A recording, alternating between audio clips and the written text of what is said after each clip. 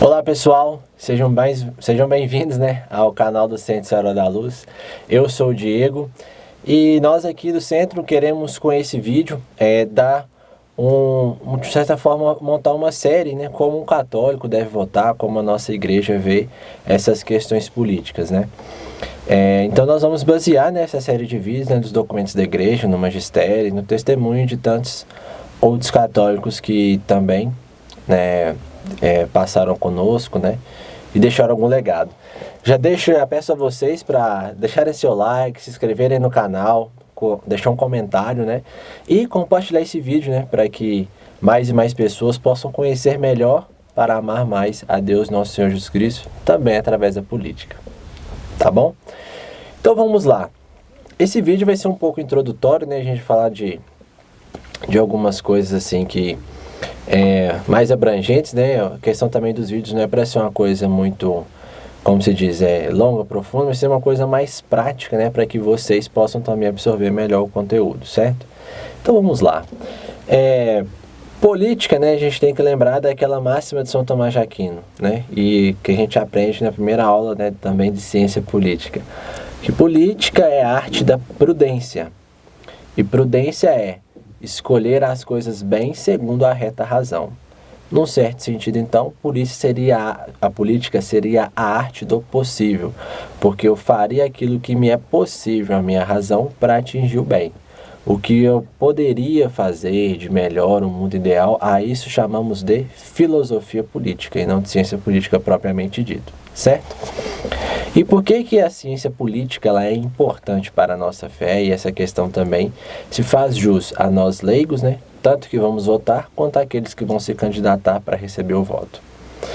Lembremos que uma das principais tarefas de nós leigos, né, e inclusive é uma das consagrações e objetivos de nós leigos, é aperfeiçoar e impregnar a ordem temporal, ou seja, o mundo que eu estou vivendo, para que se assemelhe cada vez mais e simbolize a realeza do próprio nosso Senhor Jesus Cristo.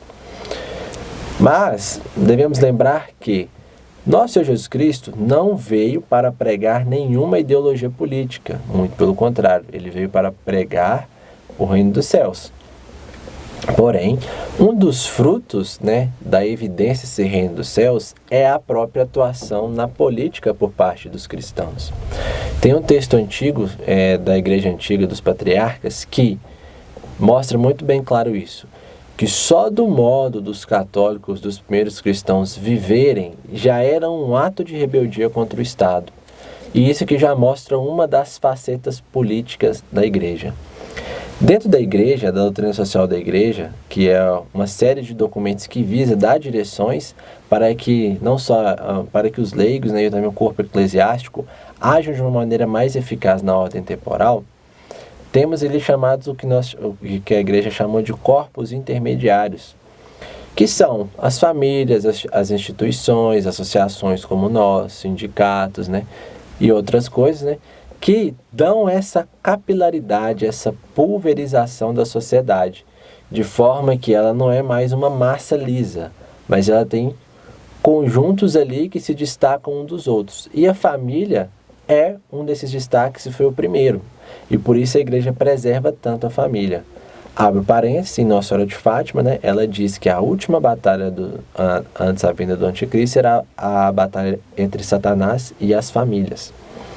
Fecha parênteses. Então, por isso que as famílias são não só o primeiro corpo, mas também, né, talvez o principal, a cella mater, né, ou seja, a que dá às outras coisas, né, aquilo que se compõe. Por exemplo, por que esses corpos intermediários são importantes para a igreja e deve-se preservá-los? Por quê? Porque a igreja não compreende o Estado como o Estado se compõe hoje, né, dentro dessa democracia liberal, desse totalitarismo de Estado.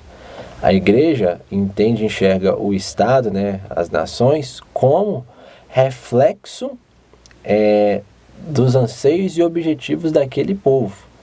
Então, necessariamente, a igreja não tem nenhum modelo político pronto ou defende algum. Apesar de que a igreja, né, por ela ser a antessala do céu, ela segue uma monarquia, né, que a gente pode dizer assim, que o Papa é o nosso monarca nós somos os seus súditos. Mas a igreja não defende explicitamente, né, um modelo político. Por quê?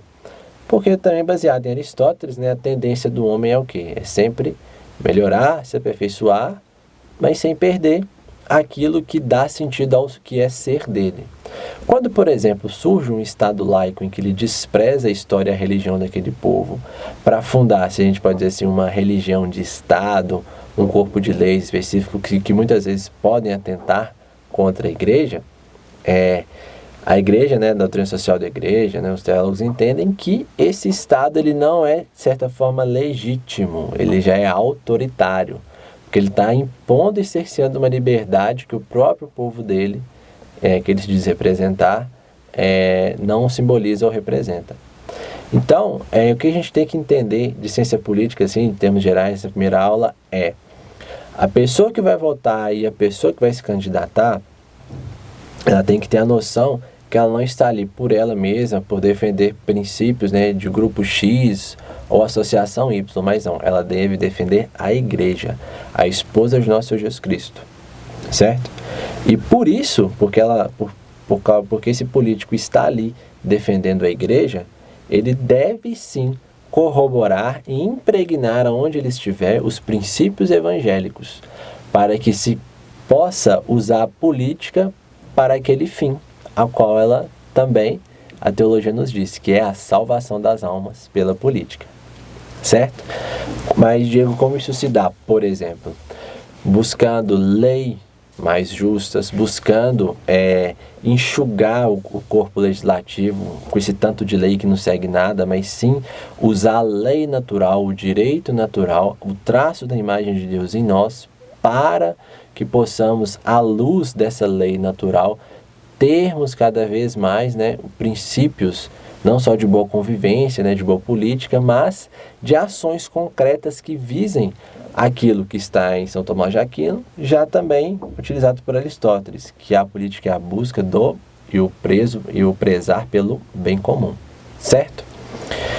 E por isso é muito importante também o político, né, e nós buscarmos nos políticos, né, que se dizem católicos, ou até de certa forma não são católicos, mas têm esse bom senso e sabem que, né, dentro do magistério da igreja está muitas coisas boas e muitas, e não muitas coisas, mas sim o remédio, a cura para todos os males, né?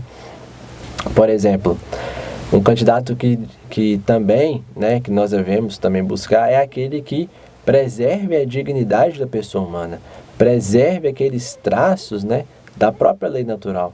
Liberdade, o amor, a vida, os princípios fundamentais, né, que estão na nossa Constituição, devem não só estar lá, mas também serem vividos patentemente nas nossas vidas. E aqui entra um componente muito importante para aqueles que querem candidatar essa vida pública, que é o testemunho. A sua vida deve ser a garantia daquilo que você fala. Não diga que você é católico se você não segue e não ama a igreja, nem seu corpo de leis, ou seu corpo de normas, ou aquilo que a igreja já predispõe para a salvação das almas. O testemunho. Nós aqui temos uma live com a deputada Cristo Nieto, a gente estava falando sobre doutrina social da igreja, muito interessante, e ela tem se representado como um bom modelo, né, de conduta católica e ativa no Congresso, com as suas pautas, contra o aborto, contra a ideologia de gênero, por exemplo, e também contra o comunismo e o liberalismo. É sabido que a igreja condena todos os dois, né? Na encíclica do Papa Pio XII, em que ele condena ali não só o comunismo, mas também o liberalismo, né? E também, dentro do liberalismo, né, tem ali todos aqueles componentes, né, meio gnósticos, revolucionários, que não vem ao caso agora, né, que vai desencadear lá no modernismo, no materialismo histórico, né, enfim. Talvez nesse vídeo não dê.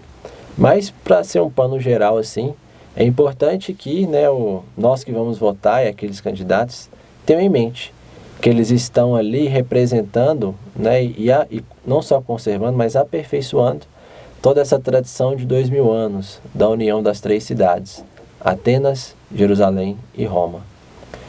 As bases do Ocidente cristão, fundadas pela própria igreja, é isso, filosofia grega, direito romano, e se a gente pode chamar de a cultura judaico-cristã ou a cultura católica. Sobre esses 3 pilares se funda o Ocidente. Então, nós que vamos votar e os candidatos devem ter em mente que esses 3 pilares é o que se fundamenta a nossa sociedade e neles se baseiam.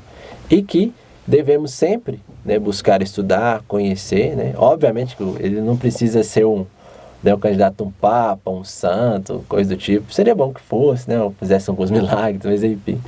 Mas, e também não precisaria dele conhecer de termos, né, filosóficos, teológicos, mas não. Mas, pelo menos, saber entender que o que a igreja diz e tem a herança desses 3 grandes marcos civilizacionais que compõem o que nós chamamos hoje de Ocidente. Lembremos também que estamos numa guerra cultural, em que a nossa fé, a nossa cultura é cerceada a todo instante. E se essa cultura cair, se você tirar, né, como diz, né, a moral judaico-cristã, tirar Deus da história, então tudo é permitido. O preço da liberdade é a eterna vigilância. Portanto, nesse primeiro vídeo eu queria abordar essas questões, né, mais gerais, assim, que a gente vai explanando ao longo dos vídeos. Tentaremos fazer também alguma live, né, também trazer alguém aqui para falar conosco, tá bom? Então, muito obrigado, que você curta, compartilhe esse vídeo. Muito obrigado a todos. E saiba que também um dos nossos papéis, né, enquanto Centro Senhora da Luz, é esse resgate civilizacional, né, esse resgate, né, da boa cultura, da boa fé, da verdadeira tradição e, principalmente, né, amar cada vez mais nosso Senhor Jesus Cristo e a sua igreja. Por isso, nosso lema é conhecer para amar. Muito obrigado, esteja conosco nos próximos vídeos e até mais.